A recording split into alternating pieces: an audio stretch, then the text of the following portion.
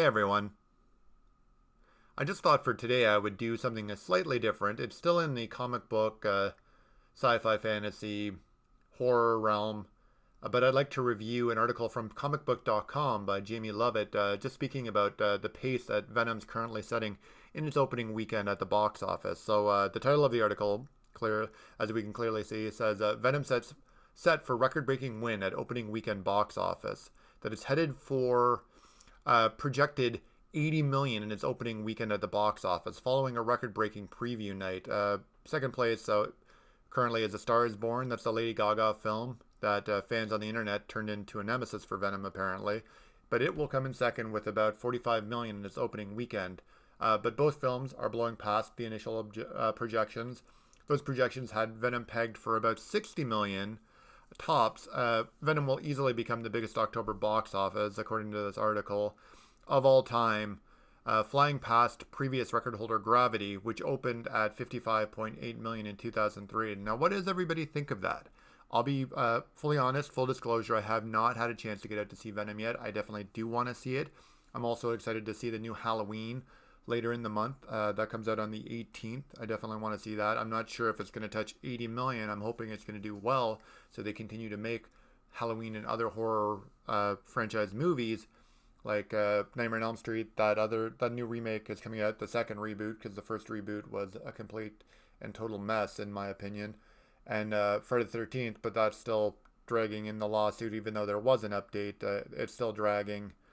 But I'm hopeful for Halloween, and it's great to see Venom performing well. Even though it is a Sony project, I'm not a huge fan of Sony uh, in their film productions. But this is great news for comic book movies, for sci-fi fantasy action movies, and for horror-related movies as well. This is great news. Article just goes on to say a general synopsis of Venom for anyone who doesn't know. Tom Hardy is the star of the movie. Tom Hardy is a great actor. He was most recently, for me, really good in Mad Max Fury Road. I know there was some backlash in the fan base that liked the Mad Max series that weren't too big on Fury Road, but I would ask those people to look at it again. Yes, Furiosa was a very powerful character, but I thought overall that movie was fantastic. So it just goes on to state who Venom is. Eddie Brock, journalist who bonds with the alien symbiote to become the Spider-Man villain and then the anti-hero called Venom. So what I'm wondering is that the Venom's origin is tied tightly to Spidey in the Marvel Comics universe. Sony is using Venom as a launchpad for its own universe of films focused on Spider-Man's supporting characters such as Morbius, Black Cat, Silver Sable, and Nightwatch.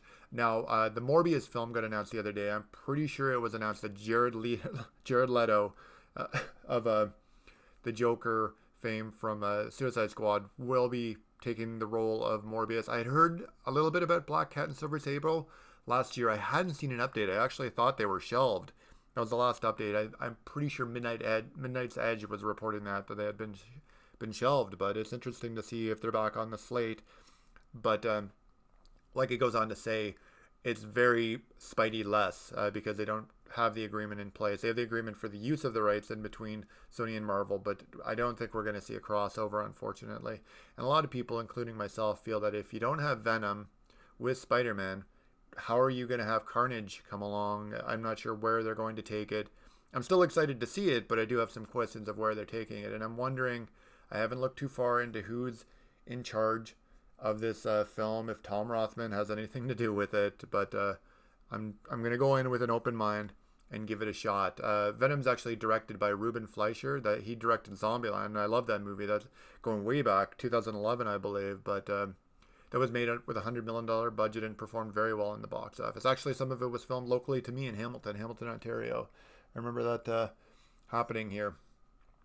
But that's just me reminiscing a little bit about movie past.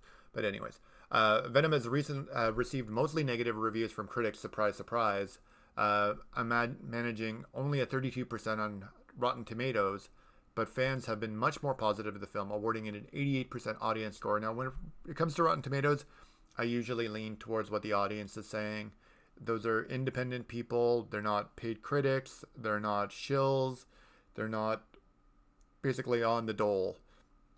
So I'm going to go in with an open mind, and it's definitely positive to see that it has an 88% audience score on Rotten Tomatoes and a 32% critic score, that it really doesn't matter to me, because if we go back to The Last Jedi, it was quite a reversal, would you say? I believe the last time we saw it, it was about 46% audience score to like 90-ish, high 90s for the critics. But then it just goes on to talk about the top 10 at the box office this weekend. So what I'm also interested in seeing is, so we've got Venom finishing at number one. On Friday, it had an opening day. Thursday would have been the preview day, but an opening day of 32 million, so it's on pace for 80 million. That's awesome. Again, it goes on to talk about the background story. Then we've got The Star is Born coming in at 15 million, 15.8 million, with a weekend total of 42.2, on pace to do 45, I believe it said. We've got the, I think that's a Disney Pixar movie, Smallfoot, that's on pace to do 42 million. It's in week 2, actually. That's in week 2. Yeah, I remember seeing that preview a couple weeks ago in the theater. We've got Night School. That's in week 2. That's actually performing pretty well. The House with a Clock in the Walls. Week 3. That's a pretty good take for a Jack Black movie. Another fantasy movie. Actually, when I saw this preview in the theater, I thought it was the trailer for the new Goosebumps. We've got that coming out later this month as well. I'm excited to see that. See Goosebumps too. Actually, when it started, I thought it was. I'm not familiar with the story of The House with a Clock in the Walls, but looks like it's performed pretty well. Gonna keep going. Simple Favor finished 6th. The Nun finished 7th. Right now it's got a box office total of 103.4 million in week 5. I actually saw this in the theater. I saw The Nun in the theater. So many pop-up ads, like P.O. with the pop-up ads.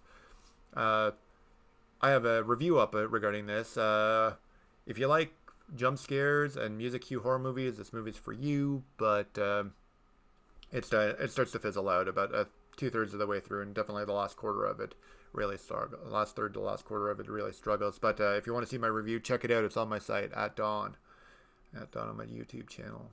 We've got Hellfest. Now I saw this in some news. I didn't see a lot of trailer or promotion in regards to it. I'm not sure if it's an indie film, but it's definitely Halloween themed. So it's in week 2. It's made 9.2 million, 2.4 this weekend.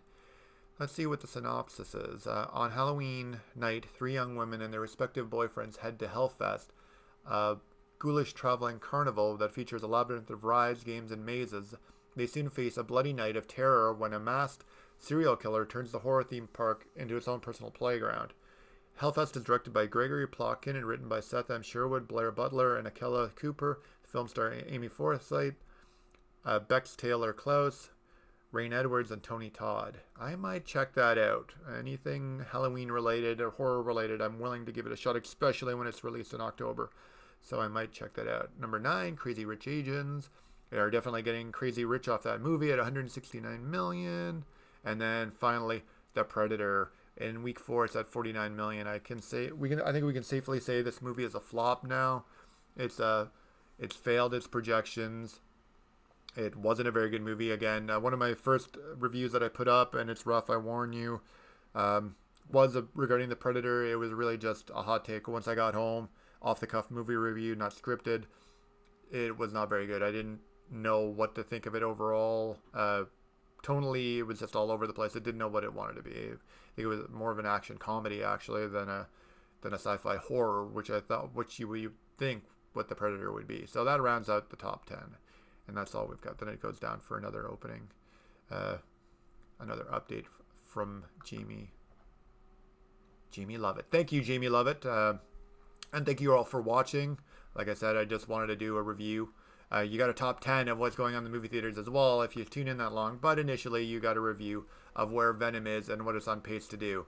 And that's it for today. Thank you very much for watching, and have a good one.